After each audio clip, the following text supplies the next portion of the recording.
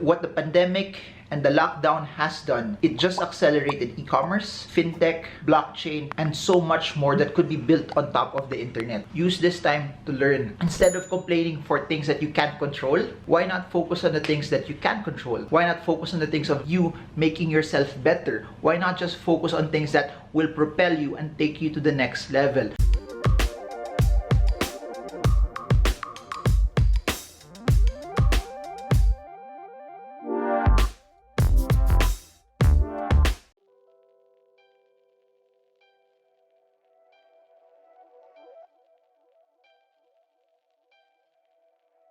Hey guys, so as you all know already, Metro Manila, NCR, which comprises a large chunk of the Philippine economy, is going back in ECQ. We're going back into lockdown to where we were March 2020 and to where we were also March 2021, as we've seen more and more transmissions towards the Delta variant. There will always be different sides to the spectrum, that there will be businesses, there will be sectors that will be highly affected to this, and I also feel for the ones that have wedding schedules already pinned, plotted at those specific dates. And on the other side also, it's a balance between health and safety, that we don't want our healthcare system to be overloaded. We don't want this to actually spread, because we've seen it also over and over that when things open up, we become more loose, and as we become more loose also, I've noticed that people tend to forget that the virus is there, and somehow that's contributing also to the transmission of the virus over and over and over and over again. However, this is what I want to submit to all of you. Similar to number one, the economy, inflation,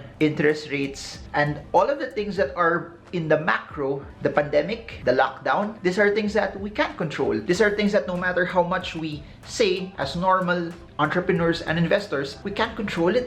There are things that we can't control like that, but there are things that we can control, like what we are doing or what we will do in the midst of this lockdown. Because this lockdown does not have to destroy you. This lockdown does not have to make you bitter. It has to make you better. During this lockdown, you shouldn't just be surviving, but you should also be thriving. In this lockdown, you should position yourself that when things are said and done, that you come out bigger, better, stronger. When things are said and done, that you propel yourself, that you get to rise up from these conditions and come out to become a better version of yourself. That being said, because I don't think this is gonna go away until we're all fully vaccinated, there's herd immunity, until it comes to a point that it's declared that it's no longer a pandemic, I think this is something that we have to live with. I want to share ano dapat yung ginagawa nyo ngayon in the midst of all of this. If you are part of the cross-section that natamaan yung livelihood nyo, natamaan yung business nyo, use this time to be able to find areas on how you can continuously earn online. And we've been saying this over and over, and we are already more than a year into this, that there has to be a way that you get to diversify your income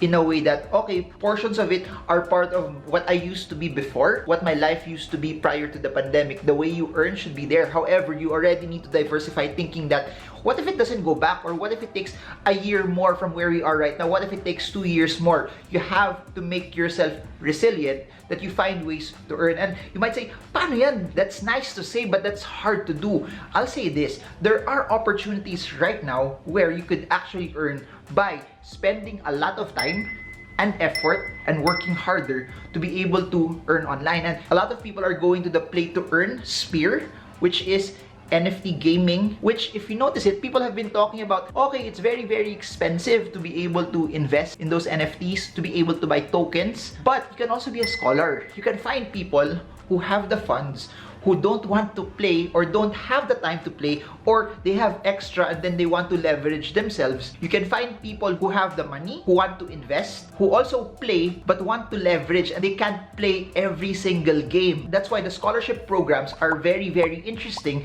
but I don't think it's just limited to Axie Infinity, because there are other play to earn games where you can just devote your time. You're using someone else's investment for you to be able to do that. And this is something that was birthed, in my opinion, because of the pandemic, because a lot of people are at home, a lot of people can't actually go out to be able to earn. This is something that's needed. This is something that's practical. So before you actually think about it, ayoko yan, cryptocurrencies yan, token yan, that's just internet magic money. If it's something that you can use today to help you survive, to make ends meet, for you to be able to pay your bills, na kailangan mo lang pundasyon is oras, tsaka effort, then go for it. Better that you have something that you're doing that's upright naman, and in a way pays for the bills, then you end up in debt. Then you don't have the ability to pay your utilities. Don't just limit it to play to earn, but find skills that you can also market online, that yung services ninyo that you can actually do. The best thing that you could ever do right now if you don't have capital is sell your time, sell your services. What do you have right now that you can sell off the internet na oras yung kailangan yung ibigay for you to be able to get a return? That's what I'm trying to say. Because there's so much opportunity around in this space. And right after this video, just research, go to Google. What are the jobs? What are the freelance work? What are the businesses that I can do without much capital? Sobrang daming lalabas. Because everything right now is off the internet. If you are the person that, okay, I'll be in lockdown, I can't go out anymore, but you think your savings, your income is not really affected, what would you do and what should you do? And of course, you've been hearing me in Facebook saying that, okay, I'll be playing StarCraft once again because I know mas madami akong kalaro. So for those who don't know, I've been playing StarCraft again over the past few months. Kahit wala akong masyadong kalaro, it's something that's very fun for me. But because of the lockdowns happening, I think dadami na ulit yung kalaro ko, and it would be very, very fun to play once again. However, I'm not just playing. I want to submit this to you that if you have more time right now at home, if you have more time also that, okay, I don't get to go out anymore, but I think my daily needs, my monthly needs, my utilities will be paid for. Use this time to learn. Use this time to pivot. Use this time already to become resilient during this crisis. Above and beyond trying to just play NFT games, why not study also the future? Why not study also that if you're watching this and then you think that Bitcoin, cryptocurrencies are scams, now should be the time for you to actually do a deep dive on what blockchain is. Now for you is the time to do a deep dive on what proof of work is, proof of stake is, what are smart contracts, how does this help remittances, how does this secure money for people, how does this also protect people's assets, how game changing is this. Use this time for you to be able to pivot what you have and what you know, because this is not going away anymore. E-commerce, streaming, decentralization, the internet, blockchain, finance, NFTs, this will just get bigger and bigger and bigger and bigger and bigger and bigger. This is the future. I've said this in different videos already that if there's one thing the pandemic and the lockdowns did, is that it just accelerated the use cases for all of this. I repeat, what the pandemic and the lockdown has done, it just accelerated e-commerce, fintech, blockchain, and so much more that could be built on top of the internet. Use this time to learn. Instead of complaining for things that you can't control, why not focus on the things that you can control? Why not focus on the things of you making yourself better? Why not just focus on things that will propel you and take you to the next level? Okay, this is what's going on. It's not something that's ideal, but you can control your effort. You can control how you earn. You can control how you minimize also your spending right now. So I forgot to say this, if you think that your income will be hit because of these 2 weeks of us going into lockdown, then spend less. You don't have to buy the stuff that you were planning to buy if you think that your income will be hit. Try to minimize your expenses over and over and over and over again. And if you're watching this and you think you're doing better, you're doing okay because of how you invested well, and then you think that you have more than enough, then you give. Use also what you have to be a blessing. Look for people, be intentional. Find people that you think are in need right now,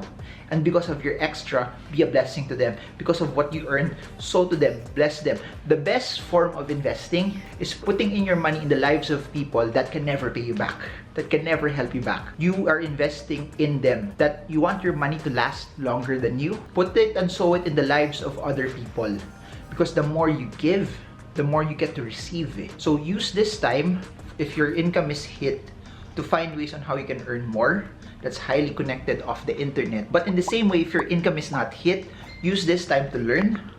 Don't just use this time to entertain yourself. It's okay to get entertained, it's okay to do fun things, but use this time to learn and build the skills. And if you are the type of person that has extra still, whatever you have, use it to be a blessing to the world around you. Don't focus on things that you can't control. Focus on what you can control. Focus on your effort. Focus on the time that you spend. Focus on building your mind up as well.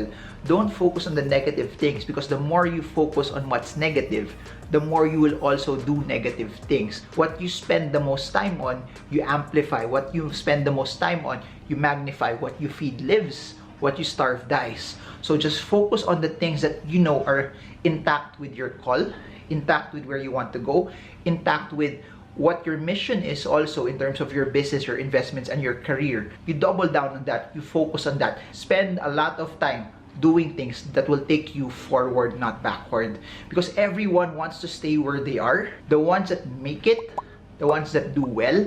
And I know that 275,000 of you subscribe to this channel are gonna make it and are gonna do well. And I hope that you use this time to make you better. I'm gonna play, I'm gonna enjoy, I'm gonna watch Netflix, I'm gonna do the things that will make me also happy. But I'm gonna keep on pushing to allow me to move forward, that I will come out of this bigger, better, stronger. That pandemic, no pandemic, we win. Pandemic, no pandemic, you create a framework that you always come out on top. So that's it for now. If you want to know more about me, the videos I created, links are in the description below. The books I've written, the seminars I have that are all online right now. And if you want to invest in the crypto market, the US stock market, and the Forex market, links are in the description below. This is Marvin Germo. I hope this video helps you. By the way, watch all my 2,000 videos. Can anyone do that over the next 2 weeks? Watch my 2,000 videos habang naka-lockdown. And I'm sure that whatever you watch there, and it's not just me in the videos, whatever you watch there, you will gain insights that will help you in personal finance, savings, budgeting, investing, the stock market, crypto, real estate, business, and so much more. Can you do that? Can anyone do that? 2,000 videos. Can anyone do that? Comment below if you can.